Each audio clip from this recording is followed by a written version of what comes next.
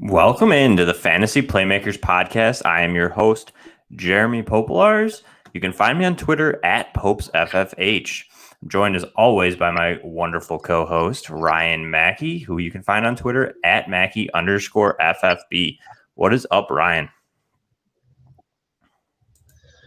Nothing, man. Actually, I'm just going to apologize in advance. My daughter's still up, and my fiance got a couple people over, so I apologize if one of them makes a little cameo down here while we're recording. But other than that, man, I'm good. Cameos are always great. It's a mock draft, Yeah. Who doesn't love that,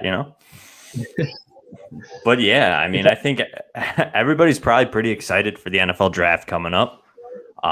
You are participating in any live drafts or watch parties or anything?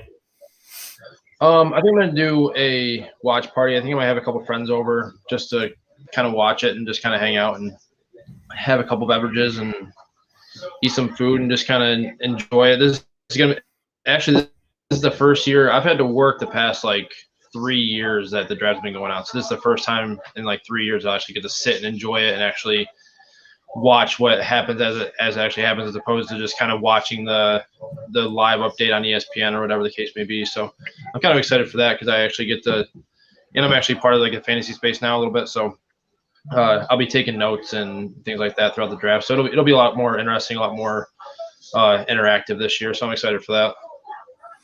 Yeah, for sure. And I mean, this year I'm actually going to be on with the Dynasty Dorks, I think on Thursday, possibly Friday. It's up in the air, It's tough to commit to like a 5-hour window there, 2 nights in a row. But I'm excited. I love this stuff. The rookies coming in and getting a little bit of hyped on landing spots and just hoping that your team gets, the guy that you want. So I just think that there we go. Matt's going to bring you some Zima and some wine coolers. Sounds like a party. But yeah, for sure. I mean, I think everybody's getting pretty amped right now. The draft's going to be great. I think it's one of those crazy ones where I feel like it's up in the air after 2. I think that 2 seems pretty locked. I think we got Lawrence and Wilson, but I think after that, it's going to get really interesting. Is Pitt's going to go at 4? Or are they going to trade that pick? It's a good draft. I'm pretty excited. So why don't we think, real quick, do you think anything crazy happens at 2? Like, do you think there's anybody that could possibly move the Jets off of 2? Yeah, Justin Fields. I think I could see it. And I was just on P2W and we just discussed this too, where it's like, could the Jets actually be taking Fields? And that's where the rumors came from, with San Francisco wanting or like having the most interest in Lance and Mac Jones, because they already know that from an inside source, that the Jets are taking Fields. I think they're connected, both coaching staffs, they're connected now. There could be something to that, I just think it's interesting, like why doesn't Shanahan like Fields? I feel like he's a guy that would like Justin Fields. He's gonna create havoc in that offense. So there might be something to it, I could get really surprising. And I mean, if Fields goes at 2, like this draft's gonna be crazy. Like it's just gonna be a huge ripple effect. Well, that's what I mean, because this draft is really unique because you can have everybody seems to be locked in with Wilson at 2, but like if I've seen Fields go anywhere from 2 to 15. So I mean, if he slips all the way down to 15, I can't see why so many people are passing on him.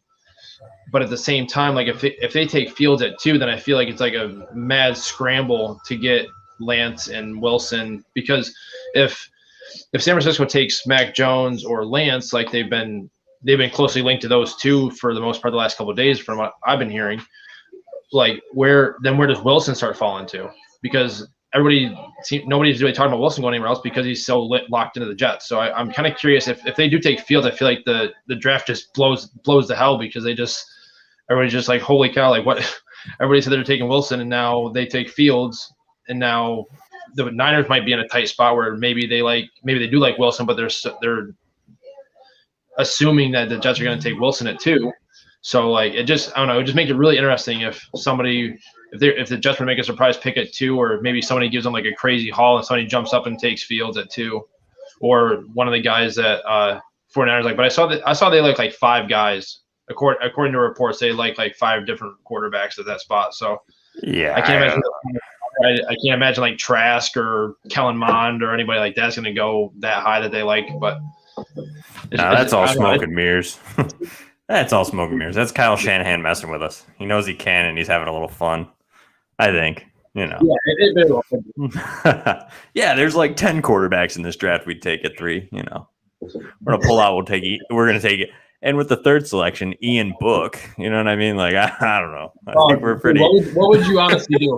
What would you honestly do if they say Ian Book is the 3rd pick in the draft? I might shut it off. I can't imagine. I'd be like, okay, here we go. I cannot imagine what Twitter would do. What Twitter would do if Ian Book went number 3. Right. We've seen crazier things. Who knows? But anyways, we're gonna go through here. We're gonna do a 2-person mock draft. We're gonna start with 2 rounds. It's 12 team. We're gonna kind of give like why we took the guy, kind of maybe a landing spot or so. Just kind of a super flex tight end premium rookie mock draft here. Just kind of a little easy episode leading into the draft. So I'm going to pull this up. So, Ryan, I'm going to give you the honors of go. Go ahead. Sorry, we agreed on Superflex PPR, right? Did you say tight end premium? Yep, tight end premium. It is PPR. I didn't put it in the title. Look at me slacking. Maybe I won't edit it. We'll get it.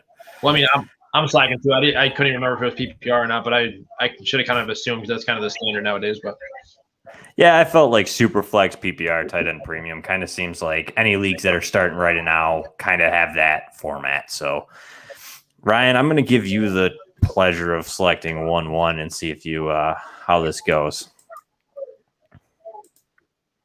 Oh, you're giving me the 1-1. Oh yeah, it's all you. Okay. So one thing I got to point out here, I don't understand why Sleeper doesn't put I don't understand why Sleeper doesn't have a Superflex ADP ranking out yet. Yeah, either do I. I don't know. Najee is number 1. Yeah, they have Najee. So I don't understand.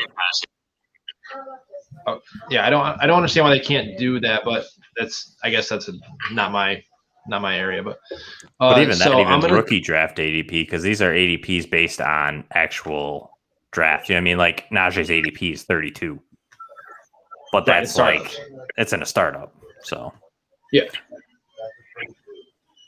All right, but shock us. Give us Trey Lance. 101. I'm gonna take my QB1 in fantasy and take Justin Fields.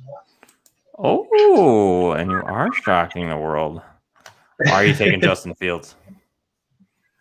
I honestly just feel like he has more upside, especially in fantasy terms. Anyways, I think Lawrence is probably the preferred 101 for most people in Superflex, and I completely understand that. He's obviously a great prospect and somebody that's going to be effective in this league.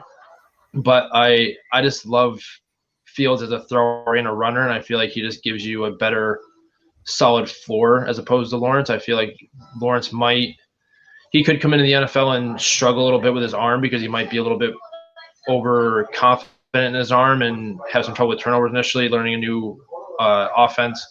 Granted, he already has a playbook, so he might already have it memorized and ready to go, and he's just waiting to work with his receivers and stuff like that. But I just like Fields as a runner and what he brings to the table as a dual threat type of guy. So I'm going to take him here at 101. And I'm just going to touch base. If he goes to the 49ers at 3, that just locks him in for me at the 101. Yeah, I mean, I like that. I can value I like the arguments. I mean, that rushing floor is definitely something you're seeking as a fantasy manager, especially with rushing touchdowns. A lot of times they're 6 points over the passing, which are 4. But I think here at 2, I'm going to go with who I think is a majority of the 1-1s and is my 1-1. I'm going to go Trevor Lawrence since you let him fall to me. I just think I know he hasn't, like we had Matt on for the quarterback episode where he had mentioned that he doesn't like that he necessarily didn't get any better. But I think that Trevor Lawrence has just always been so good that he is ready for this leap. He needs a little bit better competition, and I think he's going to step up to the plate. And I think Urban Meyer is going to have a nice offense to run, very simple for him, very college friendly. And I think the weapons there in Jacksonville with DJ Chark and Laviska Shenault and James Robinson, and who says who they don't add. I'm sure they're going to add a tight end here. It just seems like to me, Trevor Lawrence still gives you a rushing floor, and especially around the goal line. I mean, around the goal line, he's just as mobile as say like Josh Allen or these other quarterbacks that once you get on the goal line, they're that dual threat. They can run the option. And I just think that these two for me are definitely 1-1 and 1-2. And I can see where they get flip-flopped depending on some landing spots. And I think right here now at 1-3 is where these drafts start to get interesting, especially in a super flex tight end premium. And Ryan, you are going to have the pleasure of taking 1-3. Who do we got?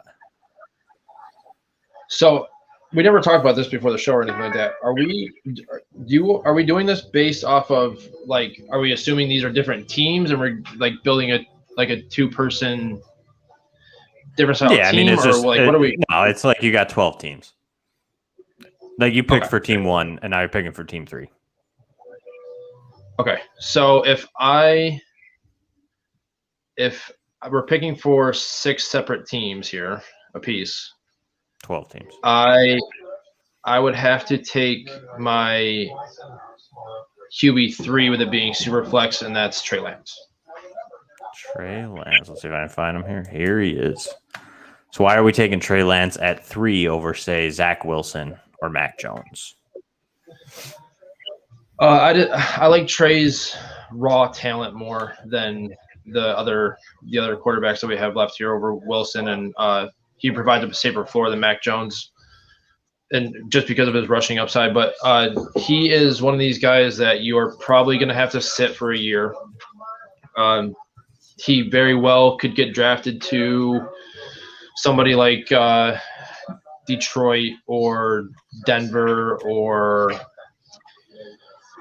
just somewhere where or Atlanta, even at 4. I mean, if he goes somewhere, I'd like to see him sit for a year so he can get a little bit of experience under his belt, learn the NFL game a little bit more. Because coming from North Dakota State, we haven't really seen very many players, especially quarterbacks, come from a conference or a division of college football like that where they are coming in and being successful. I know Carson Wentz had that one MVP caliber season, but I mean, we've seen what's happened to him the last couple of years. So I love his raw ability. I love the fact that he's able to control his arm strength, where he's able to loft the ball or he's able to zip a ball into a tight window. But there's some things he's got to work on. So, and like you said, with Trevor Lawrence, he's a great goal line option there. He reminds me a lot of Josh Allen. So, just with him there, I'm gonna go with Trey Lance at 103.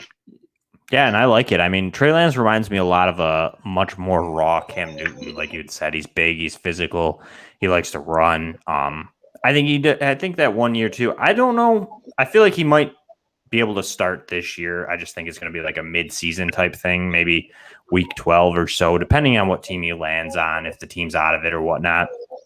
But I agree. You're taking this pick as the 3rd team. You're most likely not necessarily the best team in the league, and I think that that's a great future add there at 1-3. And going on that mindset here at 1-4, I'm going to go with that too and say, obviously finishing 4th last, my team's not the most competitive. So I'm going to actually build for the future here, and I am going to find myself taking, where is he? Oh, God, ADP is just not great here. I'm going to take, where is it? Does he not exist? Do you see Jamar Chase? Am I blind here? Or is it only... He should be. I know what I did. Aha, I know what I did. Everybody pause. Sorry, technical difficulties. Jeremy messed it up. Please hold. Bad missing position. Oh, I see what I did here. Yeah. Oh, I could have just did flex. See, Ryan's smarter than Jeremy, everybody. Okay. There you see, go. That's why you don't Now have. So never have Jeremy set up your mock drafts because obviously he's not capable. So here we go. Back to this. We're going to go with Ja'Marr Chase at 4. I think that obviously, like I had said, 4th position, I'm obviously not super competitive. And these running backs are great, but they don't necessarily give you that window of winning now. Like my team's not going to win now, and possibly 2 years from now, it might still not be winning. So I'm going to take Ja'Marr Chase, who's going to give me a good 5 to 10 years of just solid production as a possible wide receiver 1. And for me, Ja'Marr Chase is pretty landing spot foolproof. So for me, I just like Ja'Marr Chase here at 4. Ryan, how about 1-5? Where are we going? So with the 1-5, I'm gonna assume that this is somebody that is kind of middle of the road. Maybe they had some injuries happen where they weren't. Maybe they had Saquon or something like that go down. CMC, maybe they had him go down, and so I'm gonna assume that these guys are somewhat ready to compete, but maybe not quite there yet. Maybe they're a year away. So I'm gonna take a guy that, with it being tight end premium, I'm gonna go with Kyle Pitts. Let's see if we can find him here. There he is. Kyle Pitts off the board at 5, everybody. Ryan, why are we taking Pitts at 5? Well, with it being tight end premium, obviously he has a increase in production when it comes to his actual on-field production for fantasy. So, and with that, he is just he's being touted as the best tight end prospect we've seen in a long, long time. And I think he is one of those guys that even if he's not a tight end, a top 5 tight end in the league for fantasy this season, I think he's definitely there next year after he learns the game a little bit. Because we all know that tight ends struggle a little bit for their first year for the most part. I know Evan Ingram had a good year, and you have a couple outliers here and there, but for the most part, they struggle. Hawkinson, his rookie year, wasn't as productive as most people probably thought that he was going to be as well. Granted, I think Kyle Pitts is a better prospect than Hawks was, but he is just in a tight end premium spot with 3 quarterbacks off the board. I think he's just the best pick for somebody that is likely a year away from really competing in a league. Nice. I agree with all that. I think Kyle Pitts is a great talent. I think this is where if I have a pick in this range, 1-5 to 1-7, I'm going to start looking to take him. I definitely thought about it at 4, but it just seems a little early. Even 5 for me is a little early. I do love Kyle Pitts. Don't get me wrong. I just feel like tight end's just so risky, whether they develop, whether they don't. And I feel like Ja'Marr Chase is a safer bet. But I don't disagree with it. And tight end premium, if Pitts hits, this is a great pick. At 1-6, I'm going to go. Real quick, Jeremy. Go ahead. So the other thing that got me thinking about this was that Travis Kelce is what, 30, 31? Mm-hmm. I can't remember how old he is. Darren Waller is 29. Kittle's already starting to have some injury concerns. So where are we at in terms of the NFL in the next 3 or 4 years with elite tight ends? Kelce debatably might be, Waller will be up there. Kittle might be out of the league due to injuries. Like, you might have a difference-making tight end at the 105, especially in tight end premium. So that was another reason why I took him there. I just didn't really think about it when I first started talking about it. Yeah, no, and that's a great point. I mean, age definitely matters, and I think you're looking at this window where you had said that I think there's definitely in the next 3 to 4 years you're going to see a big switch there in that tight end landscape, and it's going to be, who is it? Is Hawkinson going to be that top guy? Is Mark Andrews going to be there? And I mean, the argument can easily be made that Kyle Pitts will be the tight end 1 in a couple of years from now. But like I said, at 1-6, I'm going to take the guy that's kind of sliding, I guess you could say, in rookie drafts. I'm going to take Najee Harris. The only reason I'm taking Harris over Javonte Williams here is because I think that Najee Harris is a little bit more landing spot proof. I definitely think that he's going to be the first running back off the board in the NFL draft. And I just feel like most rookie drafts, this is where it's going to go. I know a lot of people do like Javonte Williams, but I think Najee Harris and Javonte Williams are 1A, 1B for me, and I am going to take the chance with the draft capital and most likely landing on a little bit better of a team. I'm going to go with Najee Harris at 1.6. Ryan, where are you going at 1.7? So I'm gonna take who I thought you were gonna take here and take my RB1, and that's Javonte Williams. See, I just gave you a present. Happy birthday. I appreciate it. It's not till October, but I appreciate it. Yeah, early. But no, Javonte Williams, tough physical runner. I mean, he comes in with a pretty balanced skill set. I mean, Najee does too. I really like the Najee pick too. I can't really fault anybody for taking Najee 1. I can't really fault anybody for taking one of the top 3. The top 3 is pretty interchangeable for me, depending on how you value each skill set that each back brings. But I just love Javonte Williams' play style. I just love watching him play on tape. I think he's going to come in, and if he lands at one of these marquee running back spots, Falcons aren't going to get him at 4, obviously, but if they get him in the second round, or Pittsburgh Najee, so I think if they have the option, they're going to take him there.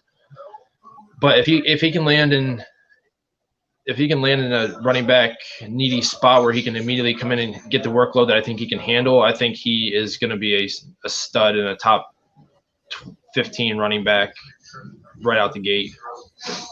No, I agree. I mean, we were just talking about it too on the podcast before this too, that like Javonte Williams, if he lands in Atlanta, that's some nice stuff right there. If he's the one who slips into the second round and Atlanta gets him early in that second round, I am all in on Javonte Williams being running back 1. At the 8th pick, yes, sir. I think I am going to go with my wide receiver 2, and I'm going to go Rashad Bateman. I just like Rashad Bateman's route running. I think that I know he came in a little undersized at the measures at his pro day, but I mean, he still ran a lot faster than we thought. I mean, he ran a 4.3, which is pretty impressive. I just like his route running ability. I think that he's going to be one of those guys that he just seems his weight is less of a concern, we'll say, than like Devontae Smith. That's where I am with these two. Devontae Smith is great. He's probably a better wide receiver. He's probably a little bit of a better route runner. He has better catch radius, but the weight does concern me a touch. And that's why I'm going to go with Bateman, who's just a touch bigger. But I also think Bateman's going to fall in a much more like favorable landing spot. So looking at what's coming up into the draft, I'm going to go with Bateman at 8. Ryan, you're on the clock at 9.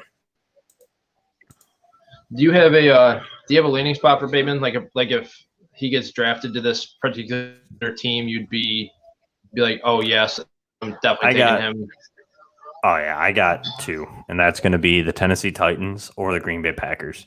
And I see him falling back into that range. I don't think anybody that early is going to take Rashad Bateman. The Eagles could be a dark horse. They could maybe take that reach.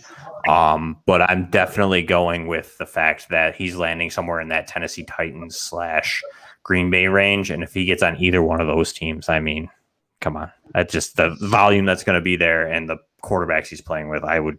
And having to play technically second fiddle, it would just be perfect for Rashad Bateman, in my opinion.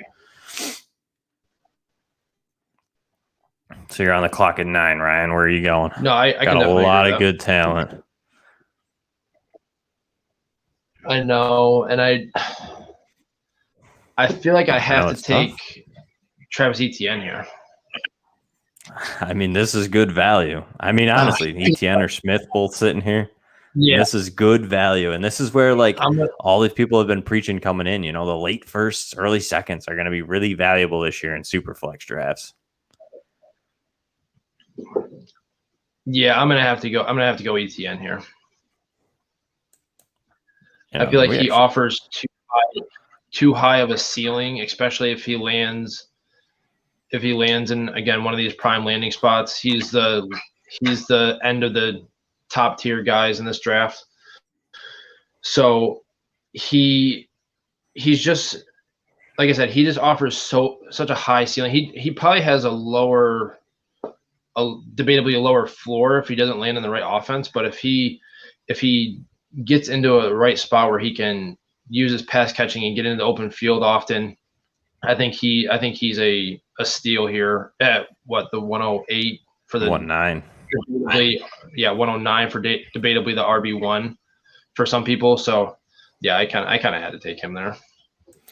And I'm going to actually go with the undeniable that we totally forgot about here that has to be the 10th pick, and that's going to be Zach Wilson. I mean, the fact that he fell, I think we forgot, since the ADP is really terrible here in Sleeper for these rookies at least. But, yeah, I mean, getting Zach Wilson at 110 in a super flex is just – I mean, that's icing on the cake, and I mean – it's tough to see a draft necessarily going this way, but I mean, you could also, I mean, the Bateman pick at 8 probably would have been more like a Zach Wilson. I kind of forgot about him too, Yeah. But I think, imagine being a semifinal team and getting Zach Wilson landing in your lap there in a super flex. I just like it. I like Zach Wilson's upside. I think he's a pretty good, he's a good creative playmaker. And I think that, it's tough because the argument is he a 1-year wonder, but at 10, I'm taking that all day, especially if he lands on the Jets in the second round. I mean, he's definitely going to start.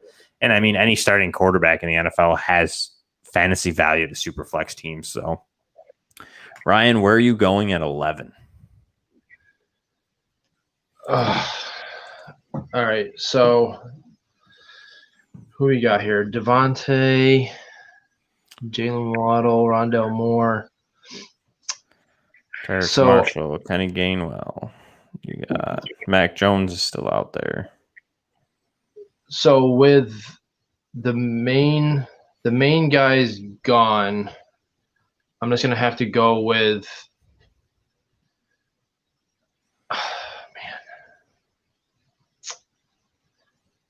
I feel like I have to take Mac Jones with it being a super flex.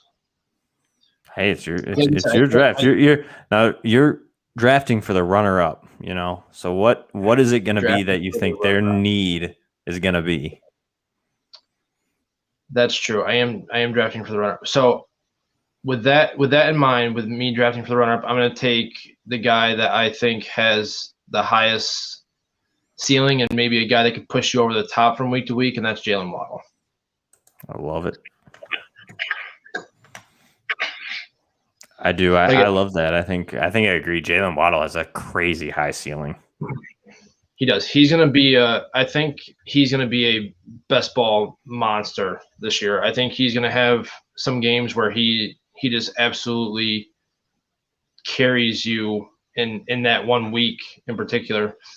And I think he's going to have multiple weeks like that. He might have some bummer games where he's got like 2 catches for 30 yards or whatever, but I think he's going to have some other games where he's got some Deshaun Jackson style lines that just win you weeks single-handedly because he's just such a burner and such a big deep threat.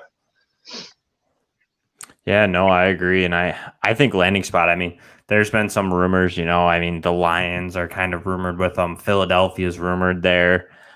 I mean, what would be your prime spot there for Jalen Waddle? I got my prime spot to be the Chargers. Yeah, I think that'd be a nice one too. I think that's give Justin Herbert somebody to really take the top off the defense, let Keenan Allen work underneath, and I mean, who do you focus on stopping there? You know what I mean? Like you can't double Keenan Allen, especially if they line up on the same side of the field where you can run Jalen on a streak or a deeper route and let Keenan do his technician work underneath. I mean, that would be scary if he was able to land there. Yeah, for sure. And I mean, he would be playing like a 2B there with Mike Williams. And I think though that wide receiver core, if it's Jalen Waddle, Keenan Allen, and Mike Williams with Jared Cook at tight end and Justin Herbert with Austin Eckler, man, look out for the Chargers. I mean, that's going to be a fantasy relevant offense for sure. I mean, that Chiefs-Chargers games are going to be great. It'll be 56-49. Yeah, you have to tune in at least twice a year for that. Oh, yeah. I think going at 12 here, I'm going to have to take. I mean, I don't know how a Heisman winning wide receiver falls to 12, but I think the size is a concern for a lot of people. But I mean, Devontae Smith is arguably the best wide receiver in this class. I mean, he proved it last year. I mean, he won the Heisman. I mean, he's a great route runner. He just does so much well. He's a hard worker. He's not afraid to throw blocks. I mean, he's got a leverage down to a key there. I mean, and I mean, getting him at 112. I mean, I'm a championship winning team, and I just picked up Devontae Smith. No matter where he lands, that's just a slam dunk for me.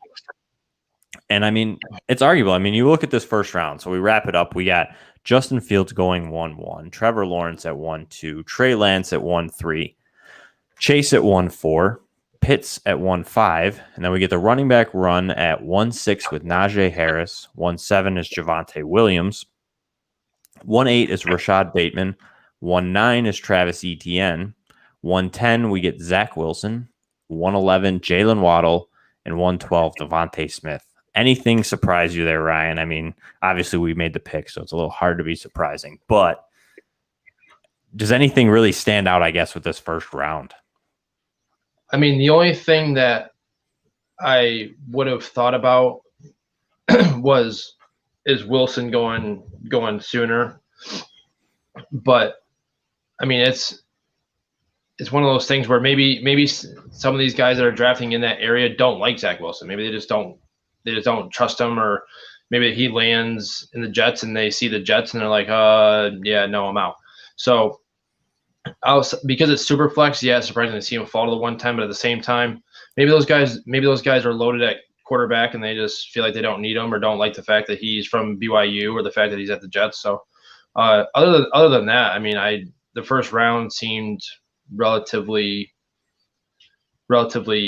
seamless for me. I mean, like I said, at the 111, I took Waddle over Smith because I feel like Waddle could put you over the top from week to week, as opposed to Smith, who probably has a safer floor. No, I agree. And I think I've done a lot of mocks. I'm sure you've done the same, as well as a lot of people here in the Dynasty Sphere have. But like, I feel like this is the first round. You know, like I look at this, and this is basically everybody who usually tends to go in the first round. I think sometimes you might see a Rondell Moore slip up in there if there's someone who really likes him. But it just seems like in a switched order, but like it seems like these are the guys in the first round. I mean, is there anyone who didn't go in the first round that you might have thought should be a first round type player? No, I don't think, especially for Superflex. No, in my big board, there's some names ahead of some of these guys, but with it being Superflex, that changes a lot of things. So no, I'm not really surprised by anybody really. Yeah, and I mean, I think I agree. I think we forgot a little bit about Zach Wilson there with the ADP mishap here with Sleeper, but I think you could really look at this board and say maybe put Zach Wilson at 7 and then just push Javonte to 8, Bateman at 9, and ETN at 10. And I think that's a very viable board that I think a lot of people will see come their rookie drafts. So I like it, and I think I agree. I mean, most of these guys, I don't think there's anybody that wasn't taken that I would move up into this first round. Aside from maybe Mac Jones at 12, if the team that won the championship is really loaded and they just want to square away their quarterback position. Yeah, and that's exactly what I was going to say. Was that with it being super flex, Mac Jones not going in the first round might be a little surprising, but I mean, yeah, but I mean, I've seen a lot of them where he kind of falls in this early second range, which will be good value for any team that needs. For example, if you got the 1-1, you know, if you can go out and you can grab Justin Fields and Trevor Lawrence, and then maybe a 2-1 if Mac Jones is still sitting there, that's great in Superflex. You know what I mean? Yeah, for me, I'd probably double stack that way if I had that opportunity. But yep. Unfortunately, I don't. You have the 2-1. So unless you're going to give it to me, who are you taking at 2-1 to start off our second round? All right. So with already taking Justin Fields, I'm gonna duck quarterback here just for the sake of the team that I have. I'm gonna imagine that I'm already now set at quarterback, taking Fields. So I'm gonna take the top player remaining on my board and take Rondell Moore. So why do we like Rondell Moore at 2-1? Just quick synopsis. I just love his game, man. He plays tough, had great hands. I think he would.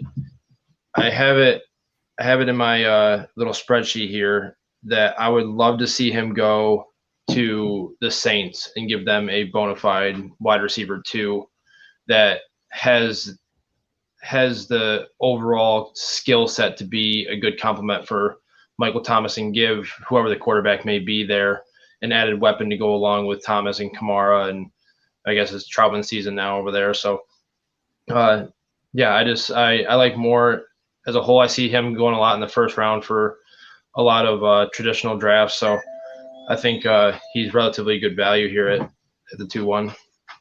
I like it. I like Rondell Moore. I think aside is another one. You got the 2 back-to-back that are size kind of concerning type wide receivers, but no doubt that Rondell Moore is a playmaker, and he is just he's an athlete. That's for sure.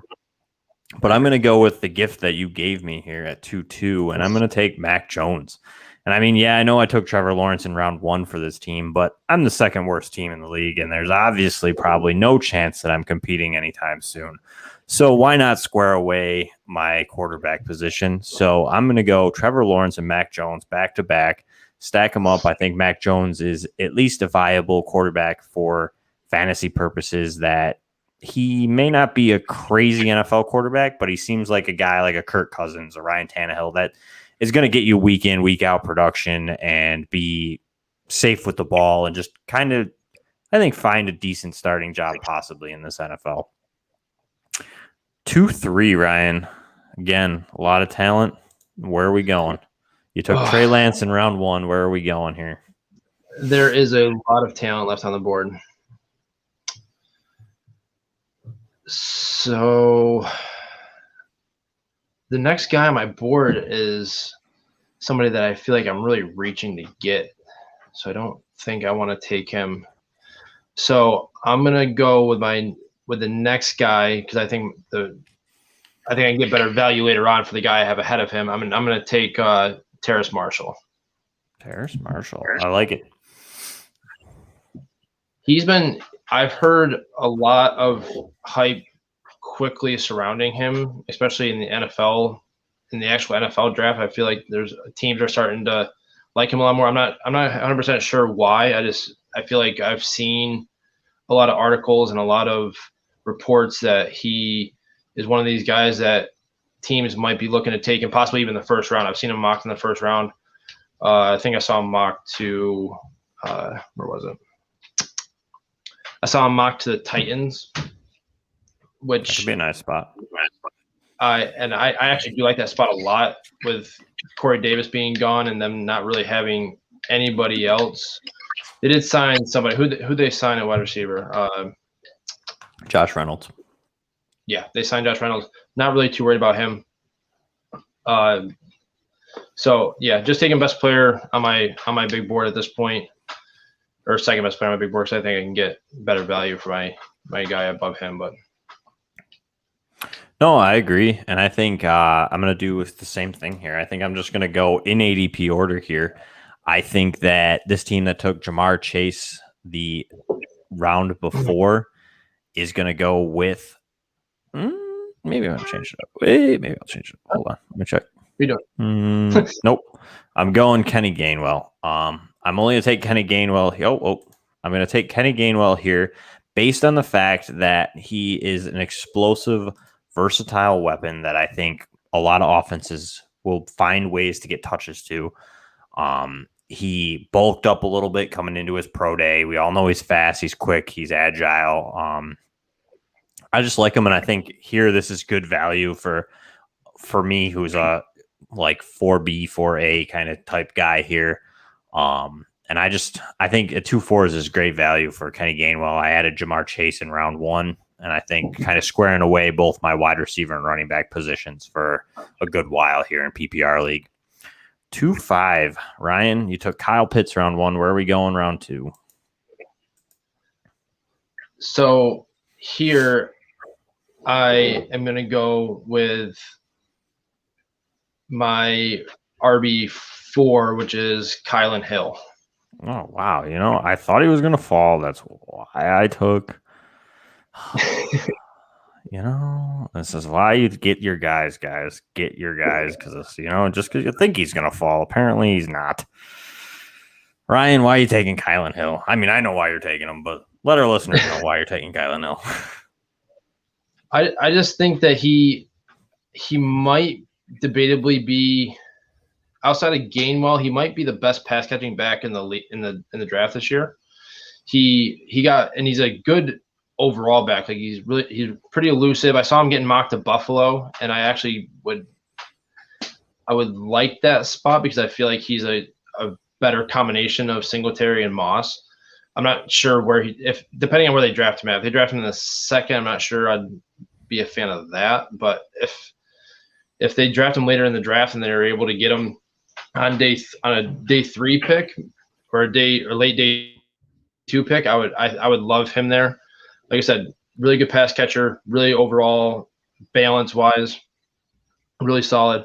So yeah, he's my RB4. So I'm gonna take him here because I knew you liked him, so I kind of wanted to snipe you a little bit. I'm not sure where you're gonna plan on taking him at. Yeah, wow. Well, I mean, I've seen him go late in the second, so I figured I had a little bit of time. I was gonna stack him with that Rashad Bateman and make that my team, but apparently that's not happening.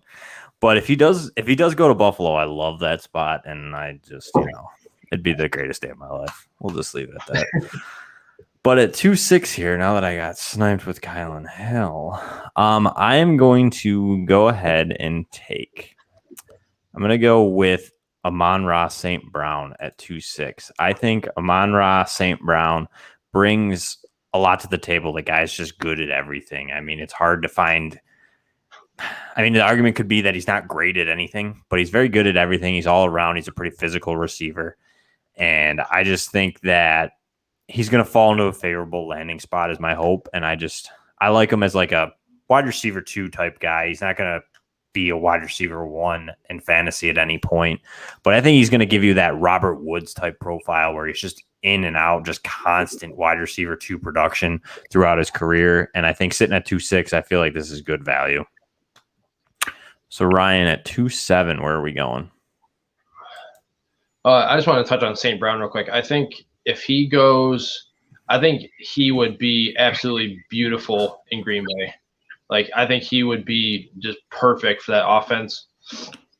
So if he goes, they tried that once already, right? Yeah, but I feel like he's better than Equanimeous, so I think it'll work out a little bit better this time.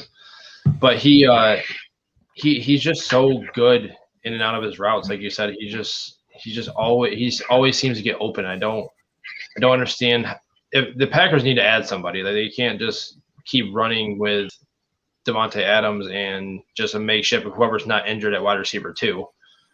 So I would love him to go there. But for my next pick, I'm going to go with Pat Freiermuth. Ooh, bringing the tight end premium in. So 19th pick, Pat Freiermuth. Explain. Like you said, tight end premium. I think he's going to get on the field day 1 because of his ability to block and be a receiving option. I think he's a big red zone target. He's got that big frame where he's able to box out defenders and just kind of catch those those short little passes in the red zone there. I told Ray GQ on Twitter the other day that he reminds me a lot of Jason Witten. Just a more, I like that. I'm not going to say more athletic, because Witten was pretty athletic in his prime, but that's who he reminds me of when I see him play. So in tight end premium, wide receiver depth is solid for this draft class. Quarterbacks are gone. I might as well take a guy at a premium position. No, and I like that. And I think here at 2-8, I'm going to take another pretty, I consider it a good value pick at 2-8. I took Bateman at round 1. I'm going to go with a guy with extreme upside, and I'm going to take Chuba Hubbard. I think that here at 2-8, I feel real comfortable. I mean, he's a former 2,000-yard rusher. I think he's going to be a little bit landing to spot dependent, but I think paired in even as a running back by committee guy, I mean, he's a home run threat. I mean, there's a chance he's going to take it to the house every play. So I just think that extreme upside for me is at 2.8, just too good to pass up. Ryan, at 2.9, who are you going? You took ETN in round 1. Where are we going here? I'm going to take Michael Carter. Michael Carter. There he is. Going running back. So you're going to say this guy has not got good running backs. He went 0 running back in the startup. I like it. Yeah, he kind of pulled my strategy where you just take one running back and just kind of fill in the blanks later on in the draft. But I would love to see him go to Tennessee. I think if you went to Tennessee, he could be the third down back there. Granted, and everybody, I've talked to a couple people about this, and they're like, well, they don't throw their running backs very often. They don't use this, and they had Deion Lewis. They didn't use him there. But they have a new offensive coordinator. So we don't know what their offense is going to look like. We don't know if they're going to be looking to maybe dump the ball off a little bit more. I know Derrick Henry posted a video online showing that he's working on his hands or whatever, working on his route running, whatever. But it's a little bit different when you're in a game as opposed to being on a open field, with no defenders or anybody like that around.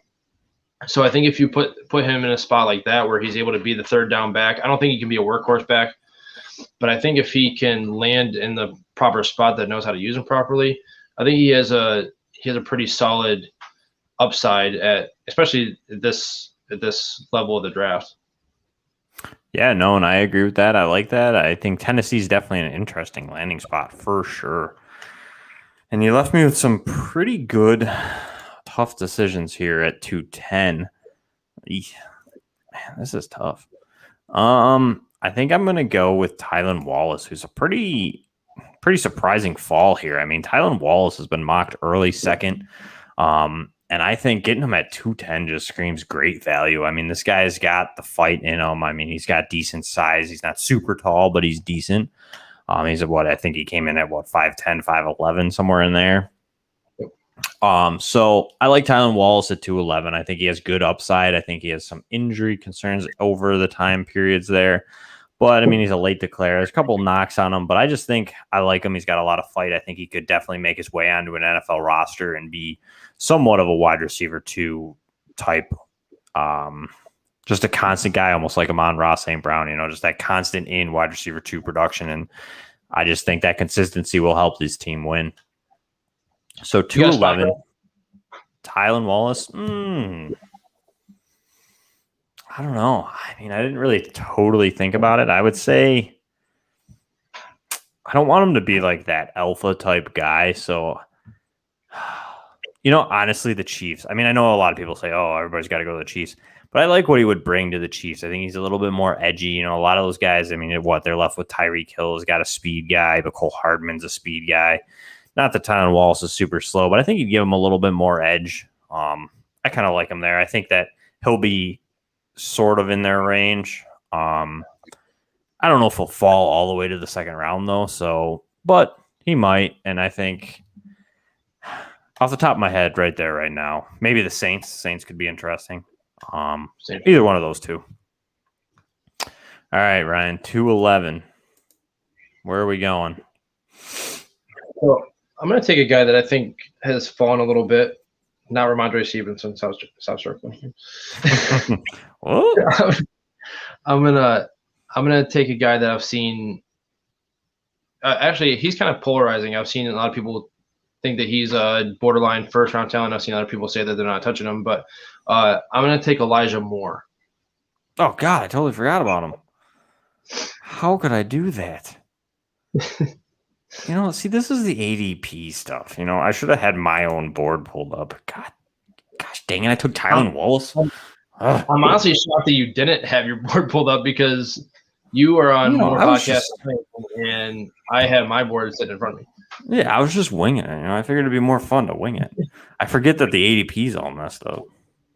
The ADP is super messed up on Sleeper, so I will give you that. I'm not even sure where Elijah Moore is going currently in drafts for his ADP. Oh, shoot, but I just missed it. Let's put it this way. It was after 156. It was actually, It was after Seth Williams here. It was after Jamar Jefferson. So like in the 180s. Yeah, he was down in here somewhere. I think 183 I saw is about So his startup ADP. I'm gonna assume that people just don't like him because they didn't hear about him. That's really the only thing I can think of. I can't really picture a reason why people wouldn't like him over guys like I saw Sage Surratt and Tamron Terry, who else was down there? Seth Williams, Terry, I guess, depending on what Jared you like. Patterson, Kadarius Toney. Jared Patterson, yeah. I'm taking Tutu Atwell, definitely taking him over him. So yeah, I think Elijah Moore here, super productive for a guy his size. I feel like he can be a burner. I would love to see him go to a team like the Browns. I feel like he would make a good addition to that wide receiving group, even though they're kind of deep. If they move on from OBJ, I feel like he would fit in really, really well with him and with Landry and Peoples-Jones as like a burner type guy for Baker Mayfield to throw to. But yeah, I feel like he's just really good value here because, like I said, I've seen him go borderline first round in some drafts, and I've seen some people move off of him. So I'm going to take my best player available, who, like I said, I feel like is a steal this late in the draft at 211. Yeah. Yeah, I mean, I agree. I think Elijah Moore is pretty much I mean, if I can get Elijah Moore at 211, I'm going to be making some trades right now in my to get that pick because, geez, that is crazy value. And I agree with you. I love Elijah Moore. And I think the argument could be made. I mean, there's talk. I mean, Tennessee at 20, I think there's been talk about him, or Green Bay. I mean, the tough thing is say he falls to Baltimore. Baltimore grabbed 2 picks there at the late half of the draft now. Like, do you still love Elijah Moore? I think I don't mind Elijah Moore in Baltimore. I don't love the Baltimore receiver type, like, oh, they need to get one. But I mean, Elijah Moore kind of fits that mold where he's kind of like that slot guy. And I feel like that's a little bit more towards their game. Do you know what I mean? I feel like he might get a better usage there than, say, like a true alpha. No, I agree. I would like him. I would like him going there more than I would like, say, Bateman going there, if that makes sense. I agree. No, I totally agree. So you're going to let me finish this out here at 212, and man, I really don't know what to do. But for the sake that we have a short episode here, and I can't take the next 8 hours to decide, I am going to go... All right, I got to scroll down because I saw him down here. Where is he? I'm going to go with Nico Collins. I think that he's going to go a little bit earlier in the draft. If I can find him, I just had him. And I think that he, if the 237 ADP, you guys better be smashing that. But yeah, I just think that Nico Collins is a big physical receiver, something that's not necessarily super common in this draft. And I think that he's going to get drafted a little earlier, and he's going to be a wide receiver 2 on a team. And I just think the opportunities will be there. He's pretty quick, and I think he's just underrated just purely because he was playing in Michigan and the offense didn't really lend to his necessary abilities. So I just like Nico Collins at 211. If I had a third round pick, early third, I might have waited on Nico Collins because I think he might fall that far. But right here, knowing that I'm not going to pick again until 312, I'm grabbing Nico Collins. So I think that he definitely would have if you look at ADP. I mean, you look at how far you had to scroll down to find him. I mean, but I mean, this ADP it's got to be whack. I mean, Elijah Mitchell, Jamie Newman, Demetric Felton. I mean, that's like him going in like the 5th round of a rookie draft. I mean, Frank Darby's ahead of him. You know what I mean? Like, I don't know. I feel like he's going to go earlier than that, especially after the draft. Yeah, he's one of those guys that his current ADP is being hurt by the fact that he played at Michigan and they just did not use him in the right way. He's not a big name. He's not somebody that most casual people or casual fantasy players will know. So once he gets drafted, say he does get drafted to, I mean, if he even gets drafted on day 2, I think his ADP skyrockets. Oh And yeah.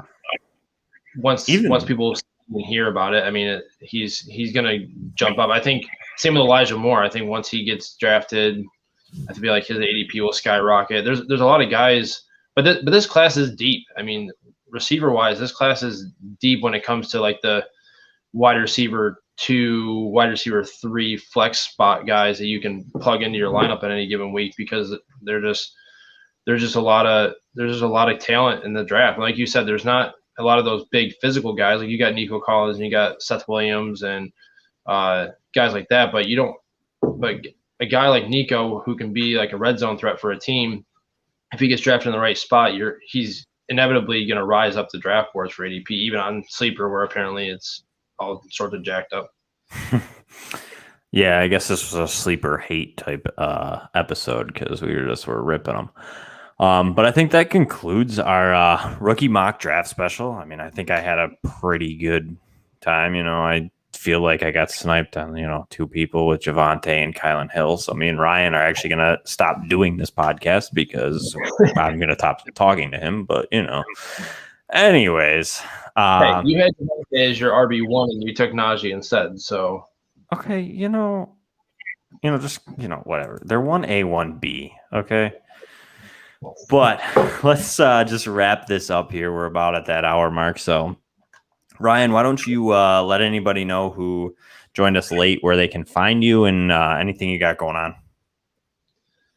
Yeah, you can find me on Twitter at Mackey_FFB. I try to stay relatively active on there, but I've admittedly been slacking super bad on my actual job here at Yards Per, because I've been trying to do research for this and finding it hard to balance everything, but trying to get back into that a little bit more.